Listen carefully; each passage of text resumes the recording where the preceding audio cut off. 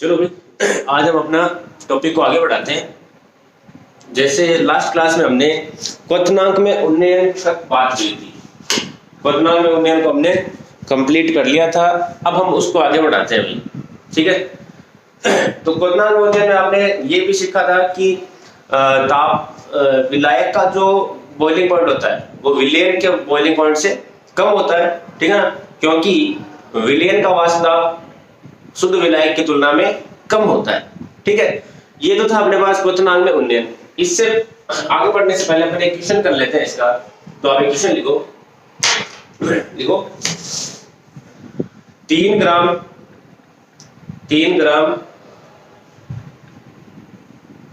Urea को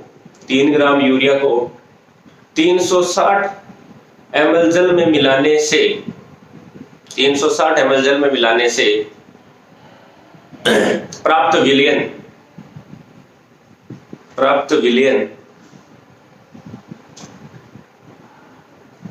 के क्वथनांक बिंदु को ज्ञात करो। यदि जल का मोलल उन्नयन स्थिरांक Kb बराबर दिया हुआ है 0.76 केल्विन केजी प्रति मोल, ठीक है। ये आपको Kb का वैल्यू गिवन है। अब आपको ये न्यूमेरिकल सॉल्व करना है। तो सबसे पहले इस न्यूमेरिकल को समझो आप कि आपको जल दिया हुआ है। जल का जो अपने पास क्वथनांक बिंदु होता है 1 एटीएम पर, वो होता है 100 डिग्री सेल्सियस, 100 डिग्री सेल्सियस, ठीक है। बॉइलिंग पॉइंट हम इसमें यूरिया मिलाने से क्या बन गया, ये सॉल्यूशन बन गया। तो इस सॉल्यूशन का बॉइलिंग पॉइंट हमें याद करना है। क्या हम इसको डेल्टा टीबी बराबर boiling point of solution minus T note जब अपने पास किसका हो गया भाई, ये बॉइलिंग पॉइंट लिख देता हूं ना, ऑफ वाटर, ठीक है भाई। हमें ये कैलकुलेट करना है। आपको डेटा गिवन है 3 ग्राम यूरिया को 360 ml जल में मिलाया गया है। तो हमने बताया कि डेल्टा टीबी बराबर केबी इंटू मोललता, ठीक है। तो सबसे पहले हम क्या करते हैं, मोललता कैलकुलेट करते हैं। मोललता बराबर क्या होगा भाई, विलेय के मोल बटे विलायक का भार केजी में। तो विलेय के मोल कैसे निकालोगे, 3 ग्राम बट्टे 60 यूरिया का मोल आ गया डिवाइडेड बाई 360 ग्राम, 360 ml था जो कि 360 ग्राम के बराबर होता है। हम इसको क्या करते हैं भाई, डिवाइडेड बाई 1000। ये तो हो गया अपने पास मोललता। ये कैंसिल आउट किया, हो गया अपने पास 1/2 डिवाइडेड बाई 18/5। तो ये आंसर आया अपने पास 5/36, ठीक है। और केबी की वैल्यू आपको गिवन है।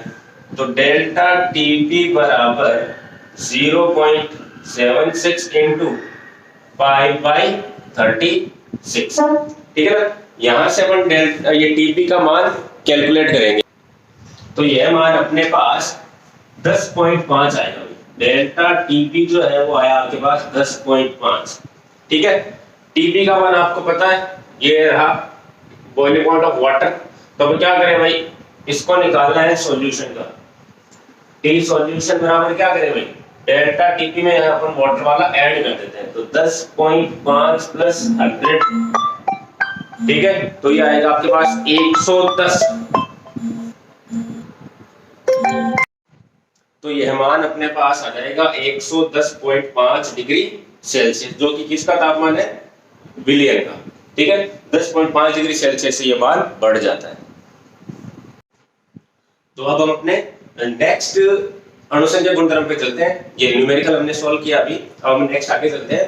तो तीसरा अपने पास अणुसंख्या गुणधर्म है, वो होता है फ्रीजिंग पॉइंट में कमी, ठीक है।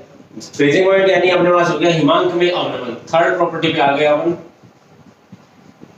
हिमांक में अवनमन। जिसको हम बोलते हैं डेल्टा टी एफ।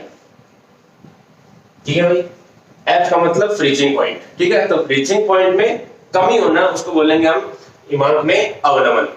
ठीक है, इसकी भी थ्योरी सेम ही है भाई कि अवाष्पशील विलय मिला दिया जाए तो अवाष्पशील विलय मिलाने से क्या होता है कि भाई वाष्प दाब में कमी हो जाती है, जिसके कारण क्या होता है भाई क्वथनांक में दोनिया हो जाता है और क्वथनांक और हिमांक में अवनमन हो जाता है। तो सबसे पहले आप इसमें ये लिखो हिमांक बिंदु फ्रीजिंग पॉइंट। ठीक है ना, उसकी डेफिनेशन लिखो। टेम्परेचर वह ताप जिस पर ठोस का वाष्प दाब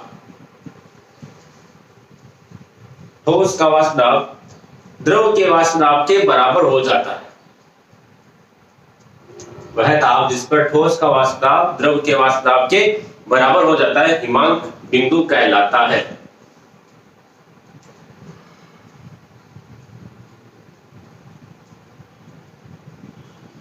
ठीक है भाई, अब अपन बात करते हैं हिमांक में अवनमन की। जैसे अपने पास क्वथनांक में उन्नयन था वैसे हिमांक में अपने पास अवनमन होगा। तो डायरेक्टली अपन लिख लेंगे, फटाफट लिखो। प्रायोगिक रूप से हिमांक में अवनमन डेल्टा टी को लिख लेना ब्रैकेट में, मोललता के समानुपाती होता है। मोललता के समानुपाती होता है। तो समानुपाती नियतांक भी आएगा जब कांस्टेंट इसको हटाएंगे तो उसको लिखेंगे केएफ इनटू हो गया अपने पास मोललता।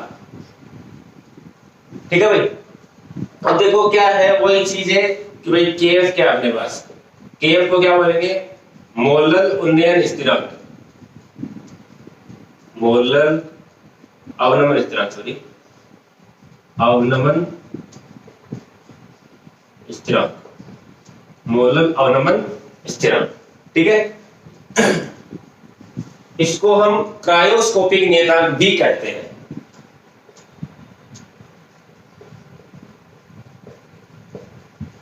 क्रायोस्कोपिक नियतांक।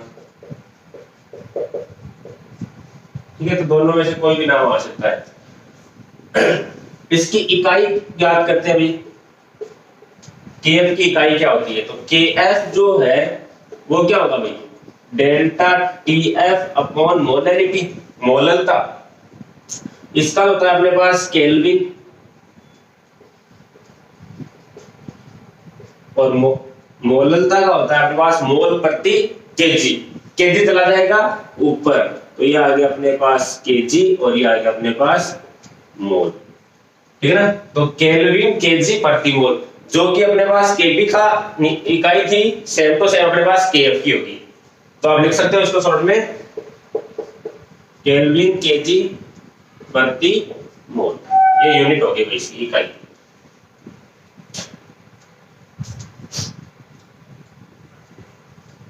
इसके बाद अपने पास क्या होता है, इसी को बढ़ा रहा हूं मैं कि जैसे हमने केएफ की वैल्यू अगर दे दी आपको गिवन ना हो, ये आपको गिवन रहती है हमेशा, हर एक नियतांक के हर एक विलायक के लिए निश्चित मान होता है। तो आप लिख लो केएफ का प्रत्येक विलायक के लिए मान, केएफ का प्रत्येक विलायक के लिए मान निश्चित होता है, निश्चित होता है।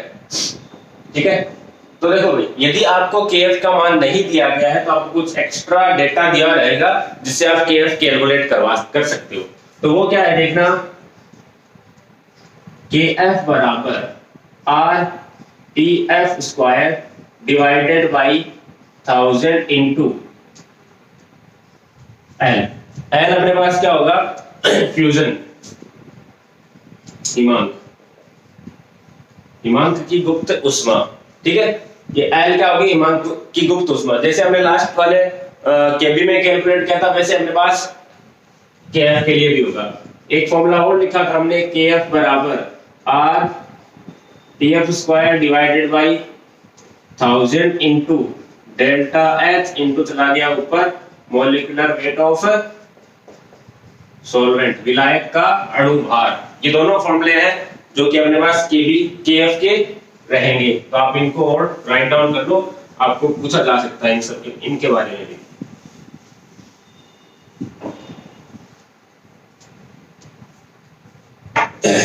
यहाँ पर लिखो भाई।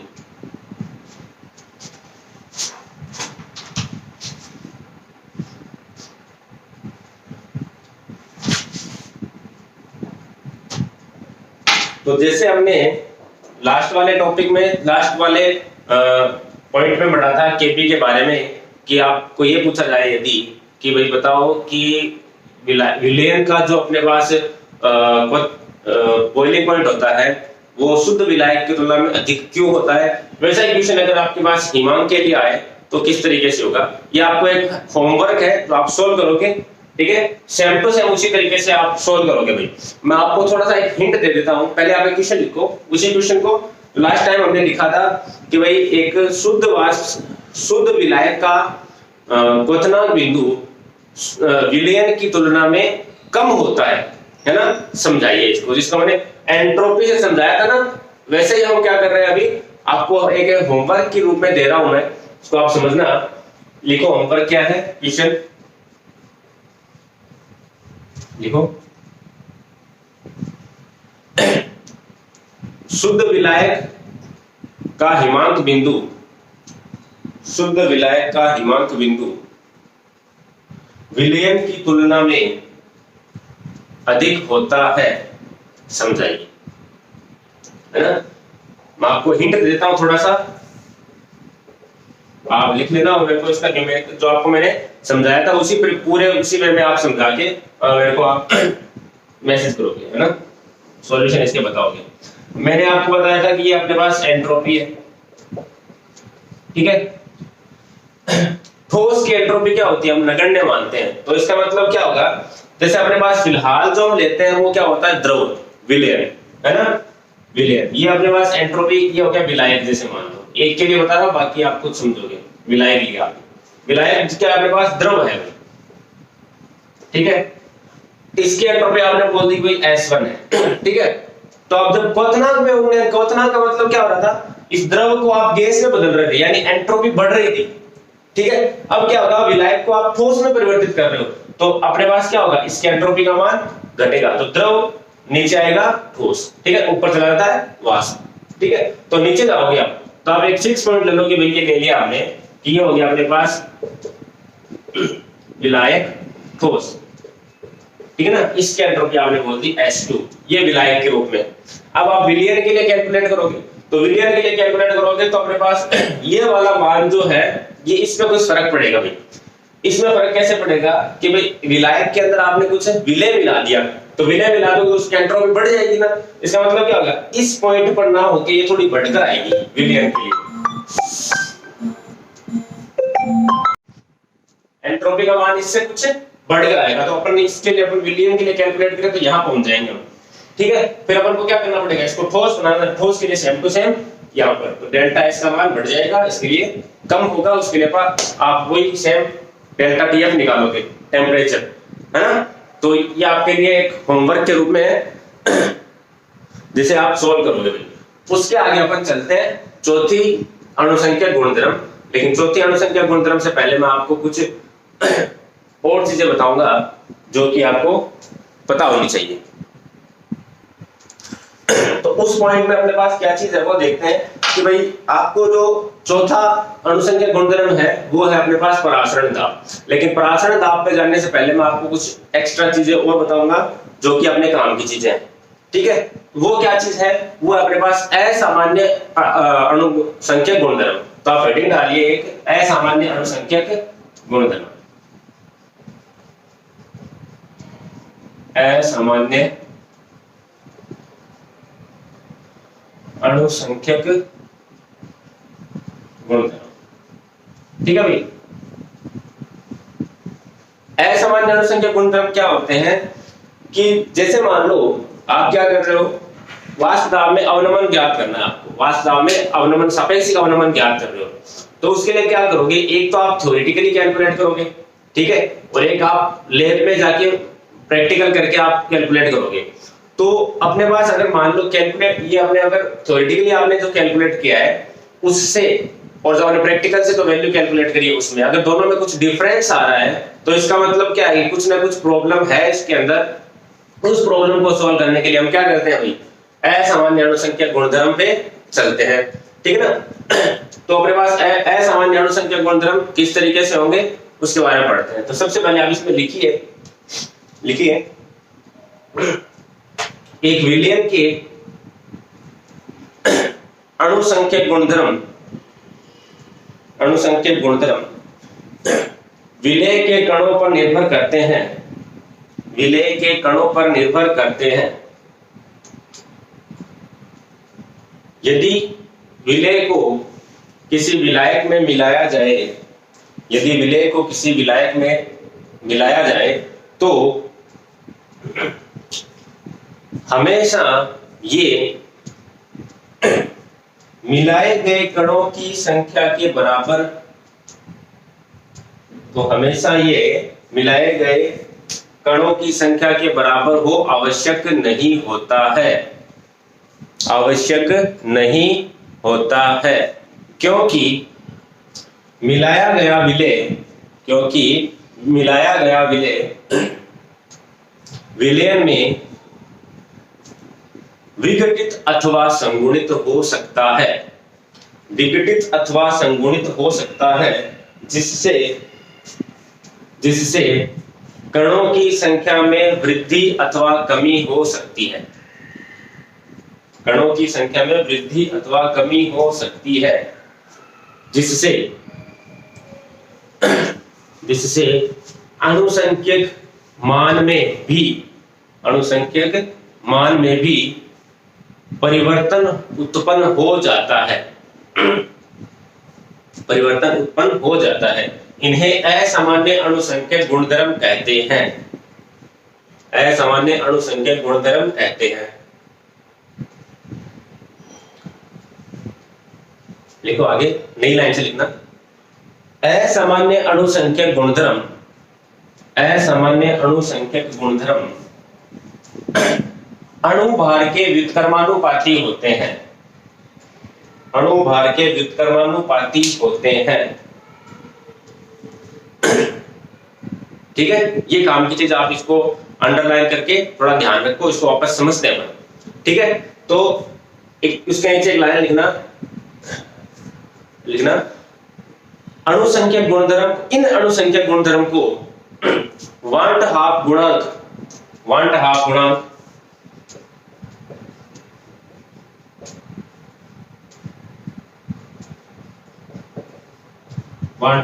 ब्रैकेट में लेना आई, स्मॉल आई, है ना, से ज्ञात किया जाता है, से ज्ञात किया जाता है। तो क्या होगा भाई, आई जो है वो क्या होगा, अणुभार के व्युत्क्रमानुपाती हो गया, ठीक है। तो देखो अब इसको आगे बढ़ाता हूं भाई मैं। जैसे अब अपने पास क्या हुआ, एक चीज समझना कि भाई जैसे आपके पास कोई ए अणु है, ए, ठीक है, ए जैसे H2O, वैसे मैंने मानने से सपोज कर लिया कि ए आपके पास कोई अणु है, उसके आपको कितने मोल मिल गए, n, उसके आपके पास n मोल है, ठीक है। उसको आपने विलय में डाला तो क्या हो गया, ये जो A है ये संगुणित होकर जुड़ गए सारे, AN का मतलब क्या हो गया भाई, सारे के सारे आपस में जुड़ गए और उन्होंने क्या कर दिया, एक अणु बना लिया, ठीक है। तो अब देखो क्या होगा कि यहाँ पर तो अपने पास अणुसंख्यक गुणधर्म, यहाँ पर इसका तो अणुभार है, ठीक है ना, यहाँ पर अणुभार, यहाँ पर अणुभार, इससे कुछ डिफरेंट हो सकता है। किस तरीके से कितना विघटित होगा उसके अकॉर्डिंग क्या होगा भाई। जैसे मान लो ये अपने पास एक रिएक्शन है, ठीक है, संगुणन की, यहाँ पर क्या हो रहा है, संगुणन हो रहा है, मैं इसको आपको लिखाऊंगा। तो जैसे मान लो इसके आपके पास 10 मोल है, तब ये 0 हो गया मान लो, तो ये क्या होगा, 10 माइनस 10 अल्फा विघटित हुआ और ये बनेगा कितना, 10 अल्फा,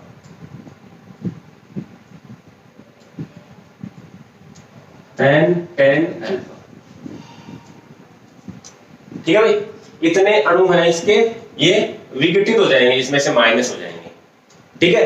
अब देखो क्या हुआ कि अब आपके पास शुरुआत में आपके पास कितना अणुभार था, शुरुआत में आपके पास कितना अणुभार था कि भाई इसका अणुभार है ना, इस ए का अणुभार इंटू 10 मोल, ठीक है। लेकिन विघटन के पश्चात कितना हो गया, संगुणन के पश्चात कितना हो गया कि ये आपके पास सारी चीजें अवेलेबल है, विलयन के अंदर ये भी है और ये भी है, तो अब क्या करोगे भाई, इसका अनुपात, इसका अनुपात, इसका अनुपात, सॉरी इसके मोल इनटू इसका अनुपात, इसके मोल इनटू इसका अनुपात, कुल भार आ जाएगा। तो अपन क्या करेंगे, ये वाले मोल्स ऐड करेंगे, शुरुआत में अपने पास ये वाले ऐड करेंगे, ठीक है ना। तो अपने पास क्या होगा, अणुसंख्या गुणधर्म आई जो है वो आप किस तरीके से लिखोगे,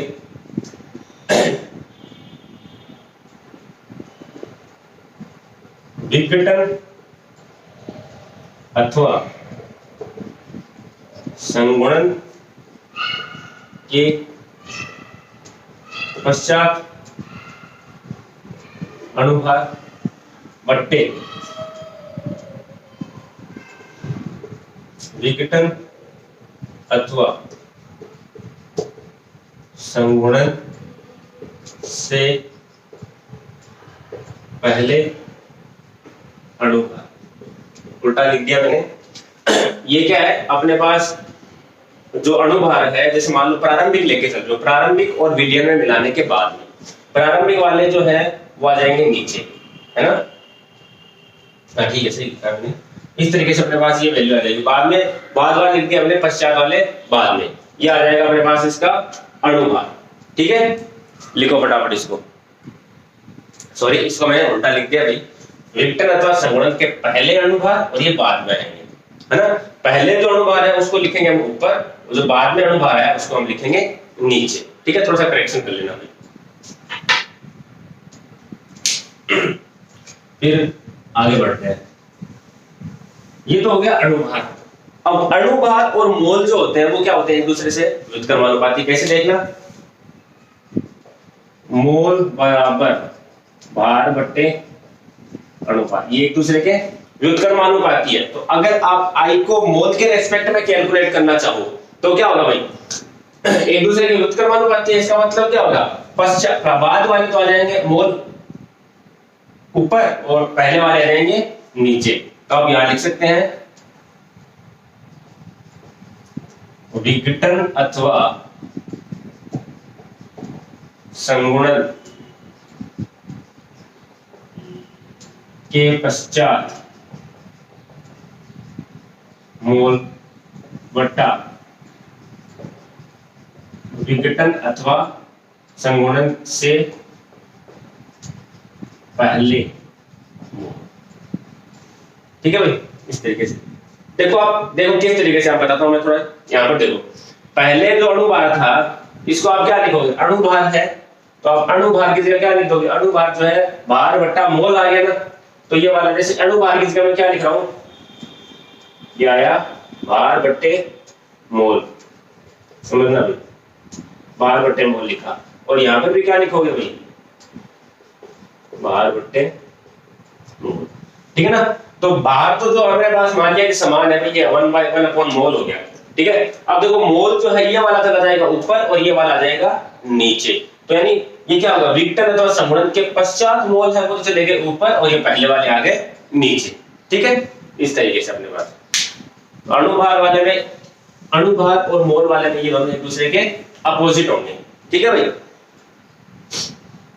अब देखेंगे अपन संगुणन में किस प्रकार ये अलग होंगे और अपने पास वियोजन में या फिर विघटन में किस प्रकार ये अलग अलग होंगे। तो हमें क्या करना है, 1/2 फैक्टर आई का मान याद करना है। मोस्टली ये बहुत बार किसी पूछ लेता है कि आई की गणना कीजिए, तो आई याद होना चाहिए आपको। देखो आई याद करने का आपके पास एक दो फॉर्मूले हैं, ठीक है। सिंपल सिंपल दो फॉर्मूले आपको ध्यान रखने हैं। वो देखो क्या है, विघटन में आई की, आई यानी 1/2 फैक्टर है, ठीक है ना। विघटन में आई की गणना, तो आई इक्वल टू होगा 1 + n-1 इंटू अल्फा। ध्यान रखना भाई, जहां अल्फा जो है वो क्या हो गया, वियोजन की कोटि जो कि दी हुई रहेगी, वियोजन की कोटि, ठीक है। n जो है वो क्या होगा, विघटित मोलों की संख्या,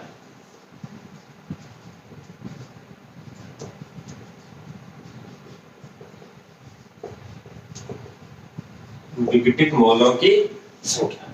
ये तो हो गया अपने पास किसके लिए भाई, विघटन के लिए।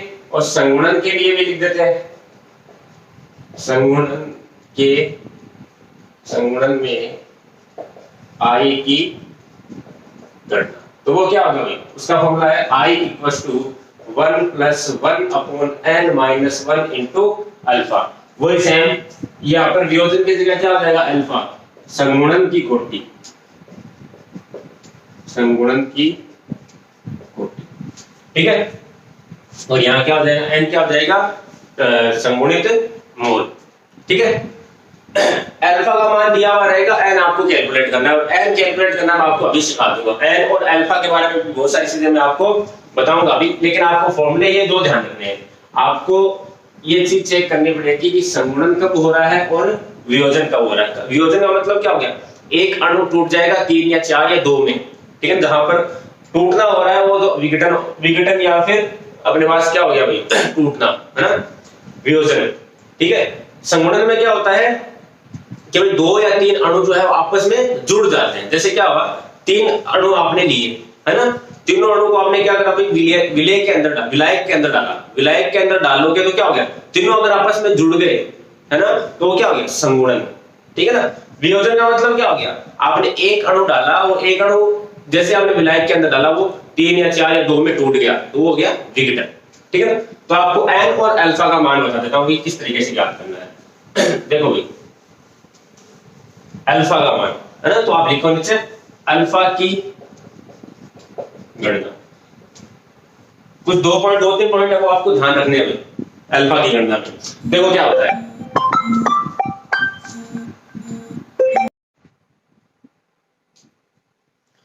तो भाई अल्फा की गणना आपको कुछ पॉइंट्स जो है वो क्लियर ध्यान में रहने चाहिए, ठीक है ना। तो देखो अल्फा हम 3 चीजों के लिए कैलकुलेट करेंगे भाई। डाल देता हूं मैं इसमें। तो हमें अल्फा के लिए 2-3 चीजें जो है वो ध्यान में रखनी है भाई। देखो क्या क्या चीजें हैं, अल्फा जो है वो 3 चीजों के लिए ज्ञात किया जाता है। एक तो क्या होता है, प्रबल विद्युत अपघट्य, प्रबल विद्युत अपघट्य, ठीक है। एक होता है अपने पास दुर्बल विद्युत अपघट्य, और तीसरा होता है अपने पास अनपघट्य। प्रबल का मतलब क्या हो गया, जैसे आपने क्या किया, इस विलय को आपने विलायक के अंदर डाला और वो पूरी तरह से टूट जाएगा, ठीक है ना, पूरी तरह से ब्रेक हो जाएगा, विघटित हो जाएगा, वियोजित हो जाएगा, उसको बोलते हैं प्रबल विद्युत अपघट्य।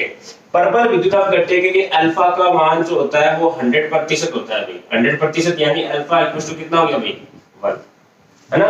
100% वियोजित होगा तो अल्फा इक्वल टू हो गया 1। अल्फा की वैल्यू हम 1 पुट करेंगे हमेशा। अब ये प्रबल विद्युत अपघट्य कौन कौन से हैं आप लिख लेना, थोड़ा ध्यान देना चाहिए। प्रबल अम्ल, प्रबल क्षार और लवण। प्रबल अम्ल, प्रबल क्षार तथा लवण जो होते हैं वो अपने पास क्या होते हैं, प्रबल विद्युत अपघट्य होते हैं, पहली चीज, ठीक है। दूसरी चीज क्या होती है, अनपघट्य में बात करते हैं। तो अनपघट्य क्या होते हैं, वो अणु या पदार्थ जिनको विलायक में डालने पर बिल्कुल भी ना तो अपघटित होते हैं ना ही वियोजित होते हैं, उनको बोलते हैं अनपघट्य, ठीक है। अगर ये वियोजित या अपघटित नहीं हो रहे तो इनके लिए अल्फा जो है वो कितना होगा भाई, 0, ठीक है ना। अल्फा की वैल्यू 0 हमेशा। और इसका उदाहरण लिख लो, जैसे ग्लूकोज, सुक्रोज, यूरिया, लिख देता हूं मैं यहां पर, urea, glucose, sucrose, mannose, etc, fructose, है ना। इस तरीके से अपने पास जो क्या है, अपने पास ये अनपघट्य होते हैं। अनपघट्य का मतलब क्या है, जैसे आप इनको डालोगे विलयन के अंदर ये टूटेंगे नहीं, जितने अणु आपने डाले हैं उतने के उतने ही रहेंगे, ठीक है। अब आता है दुर्बल विद्युत अपघट्य। दुर्बल विद्युत अपघट्य के लिए अल्फा का जो मान है वो क्या होता है, 1 से छोटा और 0 से बड़ा। ये कितना भी हो सकता है अपने पास, ठीक है। अब जब इसके बीच में कोई वैल्यू होगी तो आपको वैल्यू गिवन रहेगी भाई। 80% का मतलब कितना हो गया भाई, 80/100 यानी अपने पास 4/5। तो आप परसेंटेज में दिया था, आपको इसको फ्रैक्शन में या फिर मोल प्रभाग में आप इसको ज्ञात कर सकते हो। 50% दिया, इसका मतलब कितना हो गया, 1/2। तो आप दुर्बल विद्युत अपघट्य कौन हो गए भाई? दुर्बल विद्युत अपघट्य दुर्बल अम्ल दुर्बल क्षार, ठीक है, लिख लेना। दुर्बल अम्ल तथा दुर्बल क्षार क्या होते हैं भाई? पर दुर्बल विद्युत अपघट्य, ठीक है, इनके लिए ध्यान रखना। एक चीज यहाँ पर इस इनके लिए और क्या लिख लेना भाई, नोट डालना, एक नीचे नोट डाल देना,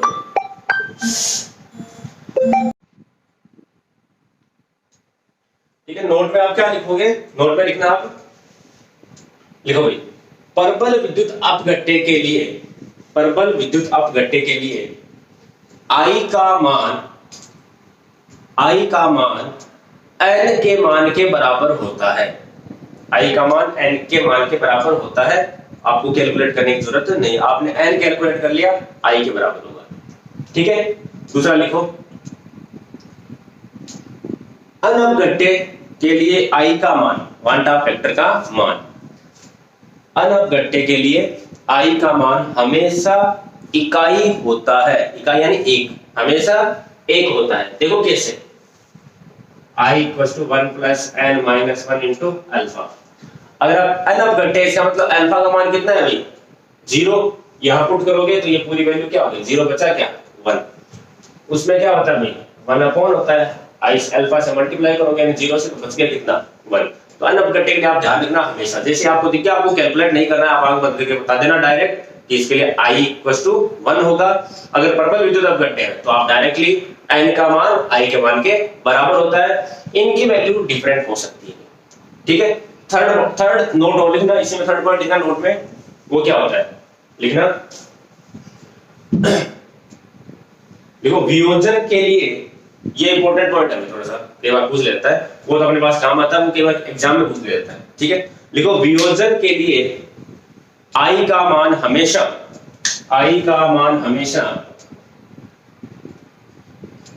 लेस देन 1 होता है। वियोजन के लिए I का मान हमेशा लेस देन 1 होता है, तथा संगुणन के लिए I का मान हमेशा ग्रेटर देन 1 होता है। लिखो फटाफट,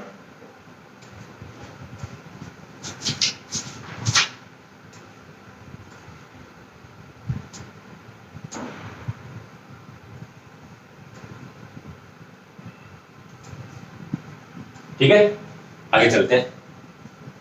तो देखो ये तो हो गया आपके पास अल्फा की गणना। अब अपन चलते हैं n की गणना पर। तो थर्ड पॉइंट और लिख लेना, n की गणना, और तीनों को साथ में अप्लाई करेंगे, अपने पास आंसर फटाफट आएंगे। बहुत इजी, न्यूमेरिकल नहीं होता है ये, न्यूमेरिकल में आपको छोटी सी पॉइंट कैलकुलेट करवाने के लिए होती है। तो आप लिख लेना नेक्स्ट पॉइंट n की गणना, ठीक है ना। सबसे पहले लिख लेना वियोजन के लिए,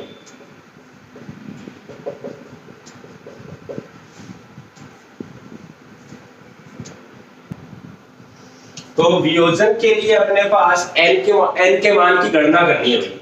तो देखना भाई, वियोजन यानी टूटना। जैसे मान लो an है आपके पास, ठीक है ना, an छोड़ो, आप a3 ले लो, ठीक है। a3 से क्या हुआ, आपके पास 3a बन गया। समझना इस बात को, देखो कि भाई इसका ये एक ही तो अणु है, इसके एक अणु को आपने विलायक के अंदर डाला, कितने में बन गए भाई अपने पास? 3 में टूट गया ये। इसका मतलब इसके एक से कितने, 1 मोल से कितने मोल बन गए? 3 मोल। तो यानी अपने पास इसके एक से कितने बनेंगे मोल की संख्या, वो होती है अपने पास n का मान वियोजन के समय पर।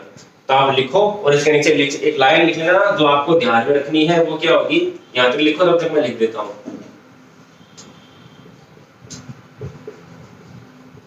एक मोल से प्राप्त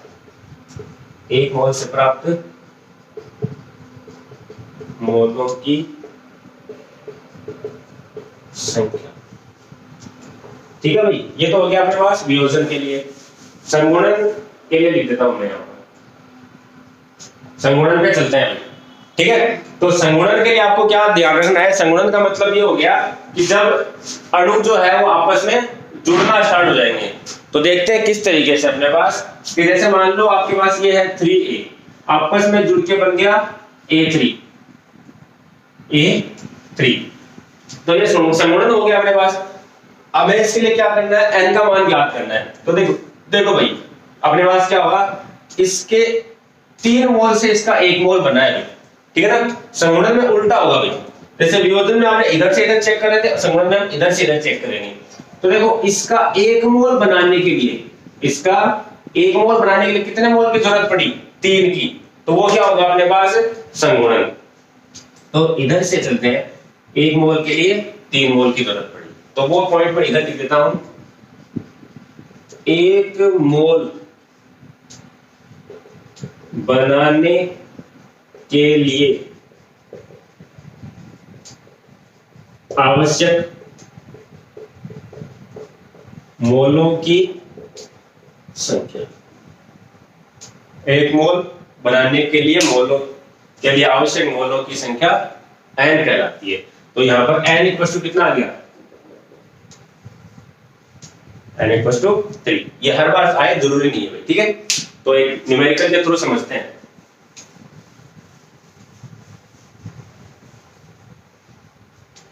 देखो एग्जांपल लेके समझते हैं। देखो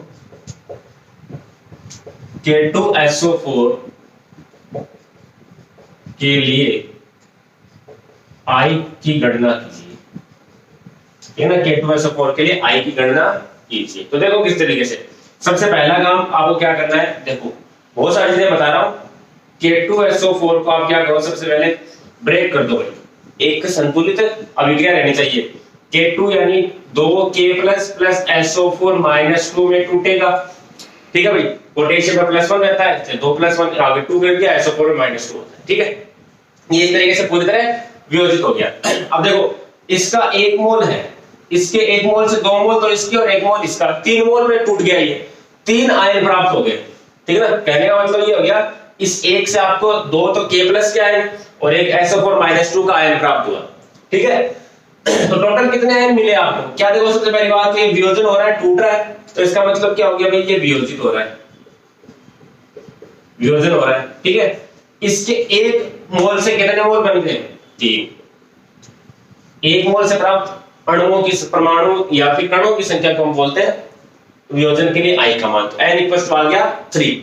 अब दूसरी चीज, ये अपने पास एक लवण है, तो लवण के लिए क्या होता है? लवण क्या होते हैं भाई? अल्फा का मान इनके लिए 1 होता है, तो लवण के लिए अल्फा होता है 1। गिवन नहीं रहेगा भाई आपको परबल के लिए, ठीक है। तो अल्फा हो गया इनके लिए 1, n का मान गिवन है। अब क्या चीज है, मैंने आपको बोला कि आप पहले तो आप कैलकुलेट करो, I = 1 + 3 - 1 × 1, ये हमने पहले पुट करी। तो यहां से अल्फा = आ गया आपके पास 3। और मैंने आपको बोला था परबल विद्युत अपघट्य के लिए n और I का मान सेम रहेगा, ठीक है ना, हमेशा। एक और लिख रहा हूं, समझना।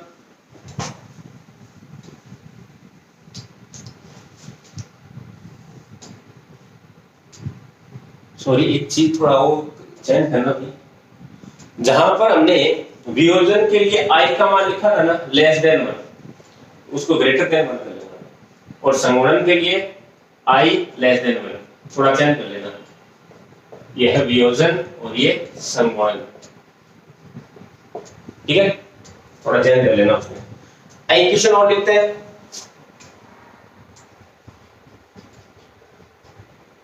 तो सीधा डायरेक्ट लिखो, क्या दे लिखो, एसिटिक एसिड के लिए I का मान ज्ञात करो। एसिटिक एसिड के लिए I का मान ज्ञात करो यदि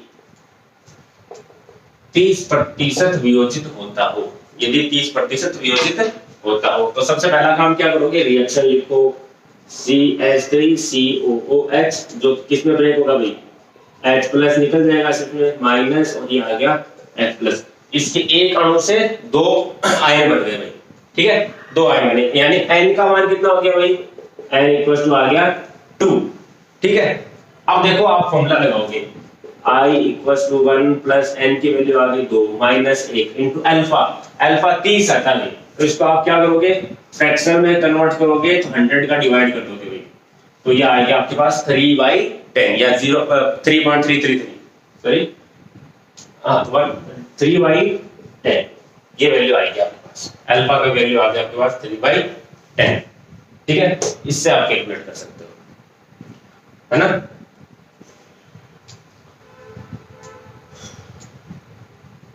तो i इक्वल टू आ गया आपके पास 1.3। ठीक है, ये भी देखो ग्रेटर देन 1 है, ये ग्रेटर देन 1 बताया था आपको। i का मान वियोजन के लिए ग्रेटर देन 1, संगुणन के लिए लेस देन 1, ध्यान रखना है। ठीक है, इस तरीके से हमें i का मान ज्ञात करना है। तो नेक्स्ट क्लास अपन कल करते हैं, उस वो जो पॉइंट होगा कुछ i की वैल्यू कैलकुलेट करेंगे और भी, और हम उसके बाद चलते हैं चौथी अणुसंख्या गुणधर्म जो कि अपने पास है प्रासरण दाब। ठीक है, बाय।